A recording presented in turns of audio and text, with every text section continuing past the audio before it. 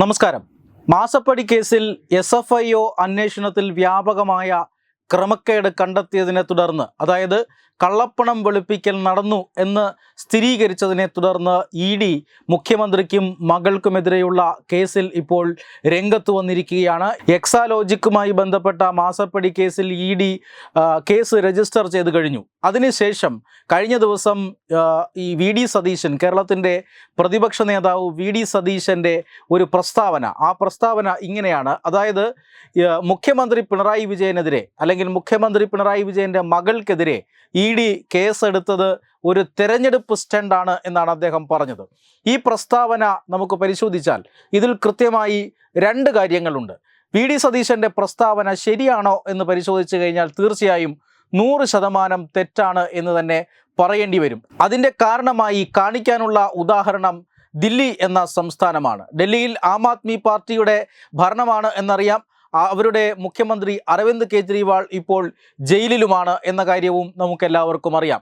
ദില്ലി മദ്യനയ കേസുമായി ബന്ധപ്പെട്ട് ഇത്തരത്തിൽ ഇപ്പോൾ പിണറായി വിജയനെതിരെയും അല്ലെങ്കിൽ മകൾക്കെതിരെയും ഉണ്ടായിട്ടുള്ളതുപോലെയുള്ള ആരോപണങ്ങളാണ് കഴിഞ്ഞ കുറേ വർഷങ്ങൾക്ക് മുമ്പ് ദില്ലിയിലുണ്ടായി. മദ്യനയവുമായി ബന്ധപ്പെട്ട് വലിയ അഴിമതി നടന്നുവെന്നും അതിൽ മുഖ്യമന്ത്രി അരവിന്ദ് കെജ്രിവാളിനും ഉപമുഖ്യമന്ത്രി ആയിരുന്ന മനീഷ് സിസോദിയയ്ക്കും പങ്കുണ്ട് എന്ന വലിയ ആരോപണങ്ങൾ ഉയർന്നിരുന്നതാണ്.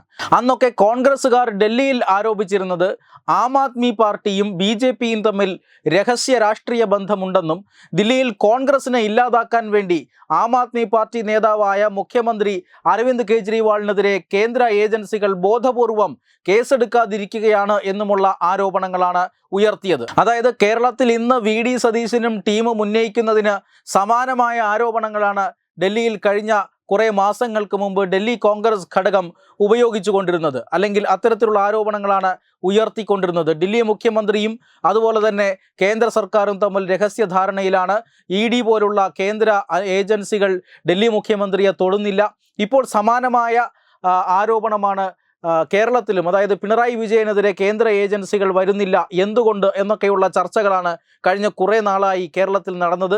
ഇത് BJPയും CPIMും തമ്മിലുള്ള രഹസ്യ ധാരണയാണ് എന്ന ഒരു പ്രഖ്യാപനം വരുന്നു. അതിനുശേഷം ഇപ്പോൾ കേന്ദ്ര ഏജൻസികൾ മുഖ്യമന്ത്രിക്കെതിരെ നടപടിയെടുത്തു എന്ന് വന്നപ്പോൾ, അതായത് ആ കേസിൽ കൃത്യമായി EDയുടെ ഇടപെടൽ വന്നപ്പോൾ തന്നെ അത് തെരഞ്ഞെടുപ്പ് സ്റ്റണ്ടാക്കി മാറ്റാനാണ് കേരളത്തിലെ പ്രതിപക്ഷം ശ്രമിക്കുന്നത്.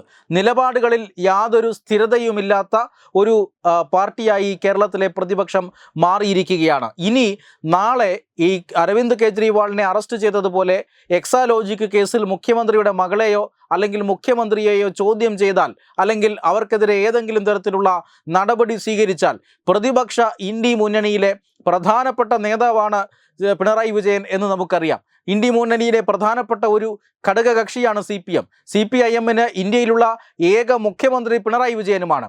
അതുകൊണ്ട് തന്നെ പിണറായി വിജയനെ അറസ്റ്റ് ചെയ്ത് കഴിഞ്ഞാൽ ഇന്ത്യ മുന്നണി വെറുതെ ഇരിക്കുമോ? അവരുടെ ഘടകകക്ഷിയിലെ ഏറ്റവും പ്രധാനപ്പെട്ട ഒരു നേതാവിനെ അറസ്റ്റ് ചെയ്യുമ്പോൾ അതിനെതിരെ പ്രതിഷേധിക്കാൻ, അറസ്റ്റിനെതിരെ പ്രതിഷേധിക്കാനും പിണറായി വിജയന് ഐക്യദാർഢ്യം പ്രഖ്യാപിക്കുവാനും ഒരുപക്ഷെ കോൺഗ്രസ് ഹൈക്കമാൻഡ് കേരള ഘടകത്തോട് ആവശ്യപ്പെട്ടേക്കാം. ഇപ്പോൾ ദില്ലിയിലെ കോൺഗ്രസ് ഘടകം എത്തിയ അതേ പ്രതിസന്ധിയിൽ അന്ന് കേരളത്തിലെ കോൺഗ്രസ് ഘടകവും എത്തിയേക്കാം. അതുകൊണ്ട് VD സതീശനെ പോലെയുള്ളവർ ഇത്തരം കാര്യങ്ങൾ പറയുമ്പോൾ ഒന്ന് ആലോചിച്ചുറപ്പിക്കേണ്ടതാണ് എന്നാണ് ഇപ്പോൾ BJP പറയുന്നത്.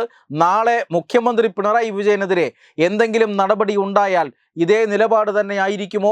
അതോ ഇന്ത്യ മുന്നണിയിലെ ഏറ്റവും പ്രധാനപ്പെട്ട ഘടകകക്ഷിയുടെ ഏക മുഖ്യമന്ത്രിയായ പിണറായി വിജയനെ സംരക്ഷിക്കാനുള്ള, അല്ലെങ്കിൽ പിണറായി വിജയന് ഐക്യദാർഢ്യം പ്രഖ്യാപിച്ചുകൊണ്ടുള്ള നിലപാട് സ്വീകരിക്കുമോ? ഇതാണ് കോൺഗ്രസിൻ്റെ കേരള ഘടകത്തിന് മുന്നിൽ BJP മുന്നോട്ട് വയ്ക്കുന്ന ചോദ്യം.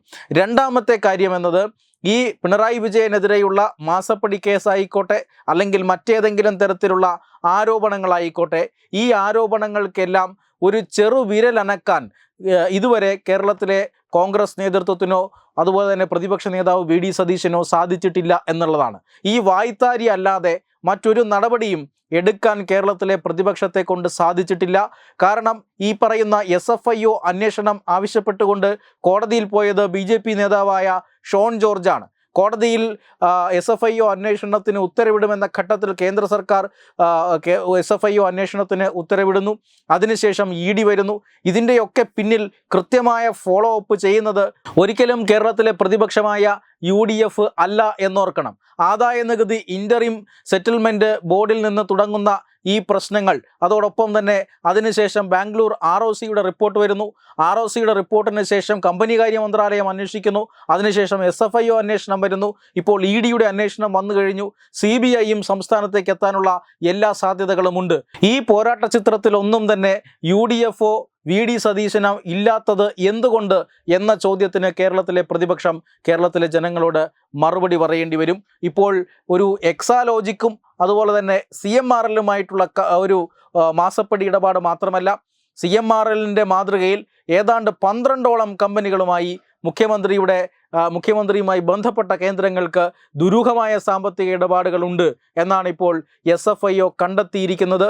ED എന്തായാലും ഈ കേസിൽ രജിസ്റ്റർ ചെയ്തു കഴിഞ്ഞു.